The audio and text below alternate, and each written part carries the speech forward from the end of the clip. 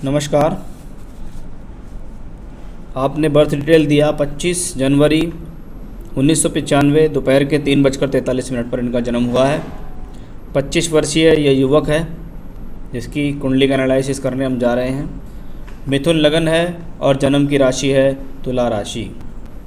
मिथुन लगन बुध का लगन है, वायु तत्व राशि का लगन है। विचारों का आवागमन बॉडी में होता रहता है। व्यक्ति की सोच बहुत तेज गति से चलती है। और शुक्र राशि के मालिक हैं। तुला राशि है, चंद्रमा बैठा हुआ है 7 नंबर में, राशि के मालिक शुक्र हैं। लगन से शुरुआत करते हैं। सबसे पहले बात करता हूँ मैं इस कुंडली के खाली केंद्र की। ये केंद्र स्थान होते हैं, इनको विष्णु स्थान कहा जाता है। एक तरीके से पिलर होते हैं कुंडली के पिलर अगर खाली हों तो ये जीवन को एक बहुत ज़्यादा संघर्ष मत बना देते हैं। ऐसे लोगों को देखा गया है घर से बहुत दूर चले जाते हैं, जहाँ पैदा होते हैं वहाँ के अलावा कहीं और जाते हैं। घर के सुख में कमी रहती है क्योंकि इसको छत्रभंग योग बोला गया है। यानी पिलर जो मेन पिलर हैं, आप पहले घर में लगन है हमारा शरीर, चौथे घर में है घर मकान ज़मीन जायदाद सुख साधन, 7वें घर में पत्नी स्थान और 10वें घर में कर्म। जब ये 4 स्थान के मालिक कुंडली में खाली होते हैं तो व्यक्ति को जीवन में इन सब की प्राप्ति के लिए बड़ी संघर्ष करना पड़ता है, क्योंकि खाली केंद्र व्यक्ति की ज़िंदगी को संघर्षरत बनाता है। इसलिए इसको शास्त्र में छत्रभंग योग भी कहा गया है। लगन का मालिक जो है वो बुध है, क्योंकि लगन पर किसी भी ग्रह की दृष्टि नहीं है। लगन का मालिक बुध बैठा हुआ है अष्टम भाव में। साथ में बैठा हुआ है सूर्य, वो भी अष्टम भाव में बैठा हुआ है, जो कि तीसरे घर का मालिक है। कुछ लोग इसको सूर्य आदित्य योग कहते हैं, लेकिन ये 8वें घर में बना हुआ योग जो कि व्यक्ति के जीवन में उन्नति प्रगति में बहुत ज़्यादा बाधा देगा। लग्नेश का 8वें घर में जाना व्यक्ति के जीवन को संघर्षरत और अड़चन भरा बनाता है। साथ में सूर्य भी है जो साहस का मालिक है। तो ये स्थिति होती है कि मुझे कब कहाँ किस प्रकार का साहस दिखाना है, मुझे अपने साहस का अपनी हिम्मत का कहाँ प्रयोग करना है, उसको व्यक्ति को जीवन में बड़ा समय लग जाता है। यानी व्यर्थ की मेहनत, व्यर्थ की उलझन में व्यक्ति फंस के रह जाता है। एग्जैक्ट उसको कहाँ किस जगह वर्क करना है वो एक समस्या का विषय इस व्यक्ति के लिए बना रहता है। लग्नेश के साथ साथ बुध यहाँ चतुर्थेश भी हैं। चौथा घर घर जमीन जायदाद सुख शांति के लिए होता है। उसका मालिक भी जब यहाँ 8वें घर में बैठे तो उसको कहते हैं सुख में अभाव। साथ ही साथ व्यक्ति अपने जीवन में पैतृक संपत्ति को तो प्राप्त करता है, लेकिन स्वयं के बल पर ज़मीन जायदाद मकान बनाने में उसको बहुत अधिक प्रयास करने पड़ते हैं, तब कहीं जाकर वो मकान बना पाता है। शनि भाग्य स्थान का मालिक है, भाग्य स्थान में ही बैठा हुआ है, यानी व्यक्ति भाग्यशाली है। अब ये भाग्यशाली योग घर परिवार से पैदा हुआ योग है, यानी व्यक्ति को घर परिवार से सुख शांति मिलेगी, सुख साधन मिलेंगे, पैसा मिलेगा, वो सब मिलेगा। लेकिन इसके ऊपर मंगल का प्रभाव भी है। मंगल 6ठे घर का मालिक है, यानी मंगल जो ग्रह आपको यहाँ साहस प्रदान कर रहा है, वही मंगल यहाँ शनि को दृष्टि दे रहा है, जो कि पिता पुत्र के संबंधों में खराबी देता है, पिता के स्वास्थ्य को प्रॉब्लम देता है, स्वयं को कमर से संबंधित रोग, पैरों से संबंधित दर्द तकलीफ की भी स्थितियों को बढ़ाने में सक्षम होता है। बात करेंगे सप्तम भाव का मालिक और कारक। 7वें घर का मालिक बृहस्पति, 7वें घर का मालिक शुक्र। जब ये अपनी राशि से 12वें घर में यानी कुंडली के 6ठे स्थान में बने बैठे, मंगल की 4थी दृष्टि हो, शनि की 10वीं दृष्टि हो, तो ऐसी स्थिति जीवन में विवाह कराने में बड़ी समस्या देती है। विवाह कराने के साथ साथ वैवाहिक जीवन में प्रॉब्लम्स, हस्बैंड वाइफ के बीच डिस्प्यूट्स तक की स्थितियाँ यहाँ देखी जाती हैं, क्योंकि शुक्र वैवाहिक जीवन का कारक है, यानी वैवाहिक सुख में कमी देने वाला प्लैनेट। बृहस्पति यहाँ विवाह कराने वाला प्लैनेट है, सप्तमेश है। सप्तम भाव अगर पार्टनरशिप्स के लिए जाना जाता है तो पत्नी के लिए भी जाना जाता है, यानी जीवन में व्यक्ति को पार्टनरशिप से रिलेटेड प्रॉब्लम्स अवश्य आएंगी अगर उसने कोई पार्टनरशिप करी है, और साथ ही साथ जीवन में उस व्यक्ति को अपने लाइफ पार्टनर से रिलेटेड भी प्रॉब्लम्स अवश्य आएंगी। शुक्र पंचमेश है, पंचम का मालिक जब 6ठे घर में बैठे, शनि मंगल से एस्पेक्ट हो तो शिक्षा का अधूरापन दिखाता है। शिक्षा छूट जाती है, शिक्षा रुक के चलती है, शिक्षा काम नहीं आती, ऐसी स्थितियाँ भी यहाँ देखी जाती हैं। चंद्रमा कुंडली में स्वस्थ होना बहुत ज़रूरी है। क्योंकि शास्त्र कहता है चंद्रमा मन का मालिक है। 5वें घर में वायु तत्व राशि में चंद्रमा जब बैठता है तो बुद्धि की कोई कमी नहीं है, बुद्धिमत्ता के हिसाब से बहुत अच्छा है, कैचिंग पावर भी ठीक है, लेकिन उसका इस्तेमाल करना व्यक्ति को आना चाहिए। ये स्थिति चंद्र राहु का योग व्यक्ति को टेंशन में डालता है, अवसाद देता है, खिन्नता देता है, कभी कभी व्यक्ति स्वयं की जिद के कारण अपना नुकसान भी कर लेता है। तो वैसे भी योग यहाँ दिखाई दे रहे हैं क्योंकि पंचम भाव पे राहु केतु का प्रभाव है। अब बृहस्पति इस कुंडली के अंदर दशम भाव का मालिक है, दशमेश है, बैठा हुआ है मंगल की राशि में, लेकिन छठे घर में बैठा है। यानी प्रोफेशनल लाइफ को ग्रोथ करने के लिए व्यक्ति को जीवन में बहुत अधिक प्रयास, बहुत अधिक संघर्ष करने पड़ेंगे, नहीं तो जीवन में परेशानी रहेगी। साथ ही साथ जीवन में जब भी शुक्र की दशा, बृहस्पति की दशा, बुध की दशा, मंगल की दशा आएंगी, चाहे महादशा हो चाहे अंतर्दशा हो, व्यक्ति को जीवन में संघर्ष, शारीरिक परेशानी, रोग, आर्थिक संकट का सामना अवश्य करना पड़ेगा। ये तो थी कुंडली में ग्रहों की स्थितियाँ, जो कि कुल मिला के अगर देखा जाए तो अभी तक इस कुंडली में ये दिखाई देता है कि व्यक्ति घर परिवार से मजबूत है, लेकिन स्वयं के बल पर इसको जीवन में अपने आप को खड़ा करने के लिए बहुत अधिक प्रयास करने पड़ेंगे और उसमें उसको फेलियर का सामना भी करना पड़ेगा। अब आपने कुछ लिखकर भेजा, उसको मैं पढ़ लेता हूँ। जातक ने MBA किया है, नौकरी करना नहीं चाहता है। ये इस कुंडली का एक गलत डिसीजन रहा है, क्योंकि बृहस्पति आपके कर्म भाव का मालिक है, वो छठे घर में पहुंचा हुआ है। तो कायदे में इनको जीवन की शुरुआत नौकरी से करनी चाहिए थी। चलिए, किसी परिचित के साथ मिलकर ट्रांसपोर्ट का व्यापार शुरू किया, एक के बाद एक 5 ट्रक खरीद लिए, परंतु जब से इन्होंने खरीदा है निरंतर नुकसान में चल रहे हैं। जैसे ही कर्जा बढ़ा, परिचित छोड़कर भाग गया, यानी पार्टनरशिप में लॉस हो गया, वो दिखाई दे रहा था इनकी कुंडली में। उसके बाद से करीबन 70-80 लाख का नुकसान हो चुका है, निरंतर बढ़ता ही जा रहा है। ट्रक भी माता पिता के नाम है और जीवन की जमा राशि लगी होने के कारण समय पूरा होने से पहले बेच भी नहीं सकते हैं। जातक पूरी मेहनत एवं कोशिश करता है, परंतु जितनी कमाई होती है उससे दुगना नुकसान हो रहा है। इसके ऊपर कर्ज मुक्ति के योग हैं, कब हैं? क्या यह बिजनेस इसके लिए सही है? अगर नहीं तो बिजनेस कौन सा करवाएं, कृपया मार्गदर्शन दें। चलिए, सबसे पहले बात करते हैं दशाओं की। शनि की महादशा चल रही है, शनि 9th हाउस में। मैंने कहा था 9th हाउस में भाग्यशाली योग बनता है, घर परिवार से भाग्यशाली योग। पिता ने पैसा दे दिया, मैंने काम में लगा दिया, ये भाग्यशाली है। मेरे पास कुछ नहीं था, शनि की वजह बदौलत आपने ये काम किया। अब दशा आई, देखो शनि में बृहस्पति, जनवरी 2019। उससे पहले राहु थी, मार्च 2016। राहु शुक्र की राशि में, शुक्र छठे घर में। उसके बाद बृहस्पति 10वें और 7वें का मालिक छठे घर में, मंगल शनि से प्रभावित। जैसा कि मैंने आपको बताया, जीवन में राहु और बृहस्पति की दशाएं, शुक्र की दशाएं आएंगी तो प्रॉब्लम देगी, क्योंकि शुक्र और बृहस्पति दोनों काफ़ी पीड़ा में हैं।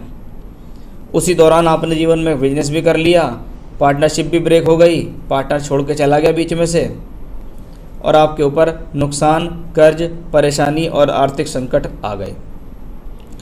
आपका सवाल कब तक है ये सब कुछ? शनि में बृहस्पति की दशा है आपको 30 जुलाई 2021 तक। जब तक ये शनि में बृहस्पति नहीं ख़त्म होगा तब तक आपको ज़्यादा अच्छा फ़ायदा नहीं मिलेगा, या कह सकते हैं आप परेशान रहेंगे, अपने कार्य के लिए स्ट्रगल करते रहेंगे और लॉस भी होगा। सोर्स ऑफ इनकम आएगा इस दौरान, इसमें कोई डाउट नहीं है, लेकिन लॉस भी आपको यहाँ रहेगा। कर्ज मुक्ति आप 2021 से पहले नहीं कर पाएंगे। क्या यह बिजनेस इसके लिए सही है? अगर नहीं तो कौन सा बिजनेस करवाएं, कृपया मार्गदर्शन करें। बृहस्पति इस कुंडली के अंदर मंगल की राशि में है। मंगल और शनि बृहस्पति को कनेक्शन बना रहे हैं और बृहस्पति भी अपने कर्म भाव को देख रहे हैं। यहाँ बृहस्पति फिर से मंगल की राशि में, मंगल से दृष्ट। अब जब बृहस्पति और मंगल इन शब्द के कनेक्शन बार बार आ जाते हैं तो ट्रांसपोर्ट लाइन इनकी है, बिल्कुल ठीक है, कोई नुकसान की बात नहीं है। उसके अलावा कंस्ट्रक्शन से जुड़ा हुआ काम भी व्यक्ति कर सकता है, यानी मकान को लेना, बनाना, बेचना, ये भी इनके लिए सही रहेगा। और कंस्ट्रक्शन से रिलेटेड जो मटेरियल्स का यूज़ करते हैं मार्केट में, उसका बिजनेस भी इसके लिए ठीक रहेगा। लेकिन 2021 तक इनको कोई भी नया काम करने की सलाह मैं नहीं दूंगा। अगर ये 2021 तक इस चीज़ को चला गए तो निश्चित है जो इनका ये काम है ट्रांसपोर्ट वाला, यही इनको लाभ देना शुरू कर देगा। क्योंकि काम की जो एक तरीके से इन्होंने काम सेलेक्ट किया है, ये काम सेलेक्ट जो किया है वो गलत नहीं है, लेकिन जो दशा चल रही है वो गलत है। अगर ये किसी से सलाह लेते तो इनको यही कहा जाता कि आप इस काम को करें, लेकिन अभी ना करके तब करें। अगर ये व्यक्ति 2021 तक नौकरी ही करता तो इनके लिए ज़्यादा बढ़िया रहता। मैं तो ऐसे लोगों को यही कहूँगा कि 2021 तक नौकरी करते भैया, उसके बाद बिजनेस करते। चलिए, अब जो कर लिया उससे पीछे नहीं हट सकते हैं, इसलिए 2021 तक तो वेट करना ही पड़ेगा। कुछ उपाय मैं बताऊँगा, उससे इनको रिलीफ मिलेगा।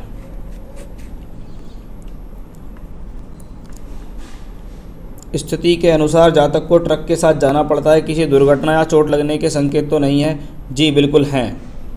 और भी मैं आपको बता देता हूँ, जुलाई 2021 तक शनि में बृहस्पति चल रहा है। बृहस्पति छठे घर में, छठे घर के मालिक मंगल। अब 6th हाउस रोग, ऋण, रिपू, झगड़ा, झंझट के लिए जाना जाता है। इसमें कोई एक्सीडेंट भी हो सकता है, या इसमें कोई पुलिस से संबंधित कोई कार्रवाई, कहीं गाड़ी पकड़ ली, किसी कोई गाड़ी गलत चला ली, या कुछ भी है, लेकिन पुलिस से संबंधित मामला यहाँ सामने आ सकता है।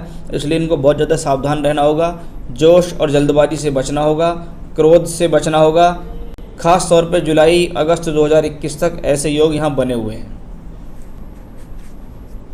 बात सही कहता है, परंतु लहजा एवं वाणी बहुत खराब है, जिसकी वजह से माता पिता से निरंतर मतभेद रहता है, कलह का कारण बनता है। क्या उपाय करें, वो उपाय बताऊंगा। क्या सुधार होगा? किसी बाहर के व्यक्ति से जब बात करनी होती है तो एक शब्द भी नहीं बोल पाता। ये एग्रेशन है, और ये एग्रेशन सिर्फ और सिर्फ घर वालों पर ही निकलता है। ये मैंने बहुत देखा है, जिनको एग्रेशन होता है वो बाहर के लोगों पर एग्रेशन नहीं निकाल पाते हैं। उसके लिए भी मैं उपाय बताऊँगा, जिनसे इनका कॉन्फिडेंस लेवल बढ़ जाएगा, बहुत ज़्यादा इनको फ़ायदा होगा। लेकिन उपाय इनको लगातार करने पड़ेंगे। इनके विवाह के योग कब हैं? विवाह के बाद। भाग्योदय के कोई योग मेरे हिसाब से नहीं है, भाग्योदय के योग विवाह के बाद। क्या पुत्र वधू कैसी होगी? इकलौता होने के कारण माता को चिंता रहती है। देखिए, मैंने वैवाहिक जीवन के बारे में मैं आपको पहले ही डिस्कस कर चुका हूँ कि भी मुझे वैवाहिक जीवन इस हॉरोस्कोप वाइज खराब लगता है। बाकी इनकी पत्नी की कुंडली पर निर्भर करता है कि उनकी कुंडली कैसी है। यानी आपको यहाँ कुंडली के मिलान पर ध्यान देना है, गुण मिलान पर ध्यान नहीं देना है कि जी 36 में 30 मिल गई कर दो, नहीं। अगर मैं इंडिविजुअल व्यक्ति की कुंडली देखकर बता सकता हूँ कि इसको वैवाहिक जीवन में प्रॉब्लम है, तो ऐसी इनकी वाइफ की कुंडली को देखकर भी बता सकता हूँ कि उसका स्थिति कैसी रहेगी। तो खास कुंडली मिलान पर ध्यान दें। जहाँ तक विवाह योग की बात कर रहे हैं, अभी इनको शनि में बृहस्पति चल रहा है, जुलाई 21 तक चल रहा है। शनि यहाँ लग्नेश हैं। बृहस्पति भले ही मंगल की राशि में बैठा हुआ है, लेकिन यहाँ भी शनि मंगल से प्रभावित है। साथ ही साथ अगली दशा है जुलाई 21 से इनको बुध की महादशा। बुध यहाँ नवम भाव में बैठा हुआ है, ये अपनी राशि में बिल्कुल ठीक है। मेरे हिसाब से अगले वर्ष से इनका शादी का विवाह योग एक तरीके से शुरू हो रहा है, और मैं समझता हूँ उसके बाद लगभग 2.5 से 3 वर्ष का योग इनको आएगा। 2021, 2022 और 2023 का आधा, तो इनके पास 2.5 साल का बहुत अच्छा योग आएगा शादी का। उस दौरान इनकी शादी के लिए आप देखिएगा जल्दबाजी कुछ ना करें, क्योंकि कुंडली में वैवाहिक जीवन में प्रॉब्लम, डिले मैरिज, इस प्रकार के सभी प्रकार के कॉम्बिनेशन मौजूद हैं। तो आराम से जो रिश्ता बेहतर से बेहतर लगे कि हाँ भाई इसमें हमें पूरी संतुष्टि हो रही है, उसी रिश्तों को लें। किसी प्रकार के प्रेशर दबाव से ना जाएं, और कुंडली मिलान पर विवाह करें। भले ही चाहे इनके लिए 10 लड़कियां देखें, 10 कुंडली मिलवानी पड़े, लेकिन ये पूरी जीवन का फैसला है, इसलिए आपको यहाँ सावधान रहना होगा। सामाजिक प्रतिष्ठा कैसी रहेगी? कहीं कर्ज के कारण सामाजिक प्रतिष्ठा खराब तो नहीं होगी? देखिए, अभी की स्थितियों के हिसाब से कहें तो व्यक्ति को बहुत पेशेंस से काम लेना चाहिए। इनको घर परिवार के लोगों को भी इनको अच्छा खासा सपोर्ट करना चाहिए, क्योंकि अभी इनको मुझे लगता है किसी अन्य व्यक्ति विशेष की सलाह मशवरा की बहुत ज़्यादा ज़रूरत है। आप खुद देखिएगा, जो नेक्स्ट दशा इनको बुध की है, 17 साल की महादशा है, लग्नेश की महादशा है। भले ही लग्नेश अष्टम में बैठा है, लेकिन साहस बनाए रखेगा। लेकिन बुध की स्थिति नवांश कुंडली में उच्च का है, दशमांश कुंडली प्रोफेशन के चार्ट में अपनी राशि में है। इसका मतलब है आगामी समय में व्यक्ति का काम यही रहना चाहिए। काम अच्छा भी चलेगा, थोड़ा संघर्ष चलेगा, लेकिन अच्छा चलेगा, क्योंकि यहाँ बृहस्पति और सूर्य भी इनको यहाँ देख रहे हैं। यानी टूर ट्रैवलिंग्स, दूर के स्थानों से जुड़कर ही व्यक्ति जीवन में लाभ प्राप्त करेगा। तो सामाजिक प्रतिष्ठा अभी तो थोड़ा खतरे में है, लेकिन बाद में स्थिति ठीक है। इनके जीवन में धन सुख साधन की स्थिति कैसी रहेगी? स्थान परिवर्तन, नए घर के योग कब तक है? देखिए, नए घर के योग के बारे में बात करें तो थोड़ा चिंता का विषय है। इनके हिसाब से स्थिति काफ़ी मेरे हिसाब से पेचीदा है। मुझे अभी कहीं भी दूर दूर तक इनके भाग्य से कोई नया घर नहीं दिखता है। बाकी घर के अन्य व्यक्ति विशेष होते हैं, उनके भाग्य से वो घर आता है। सुख साधन तो इनके पास बने रहेंगे, लेकिन मैंने शुरू में ही कहा था चौथे घर का मालिक है बृहस्पति, बुध छठे घर में है 8वें, और बृहस्पति जो धन घर का सुख देता है वो छठे घर में है। यानी स्वयं के बल पर घर बनाने में बहुत अधिक स्थितियां हैं। अगर ये योग बना तो 2034 से 36 के बीच बनेगा, इनके भाग्य से स्वयं के बल पर नया घर बनाने का योग।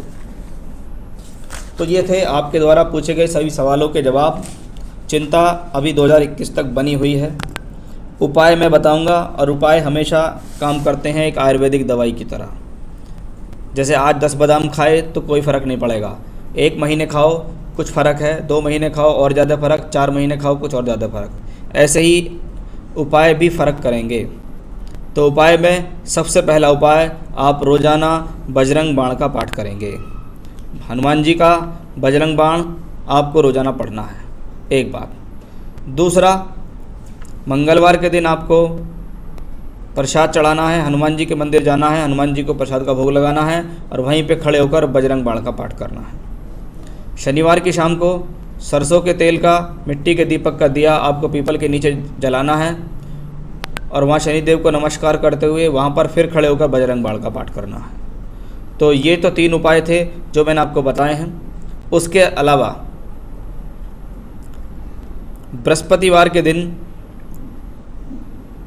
आप अगर पॉसिबल हो, अगर आप किसी को गुरु मानते हो, किसी भगवान को, किसी व्यक्ति विशेष को, किसी इष्ट को, तो 5 बेसन के लड्डू लेकर उसको अर्पित करो। अगर किसी को इष्ट नहीं मानते हो तो राधा कृष्ण मंदिर में जाओ, बृहस्पतिवार को 5 बेसन के लड्डू खरीदो, उनको अर्पित करो और उनसे प्रार्थना करो मेरे जीवन में सुख शांति बनाए रखें। और रोज़ाना सुबह की पूजा में जब बजरंग बाण का पाठ करेंगे उसके बाद 3 माला का जाप करना है आपको।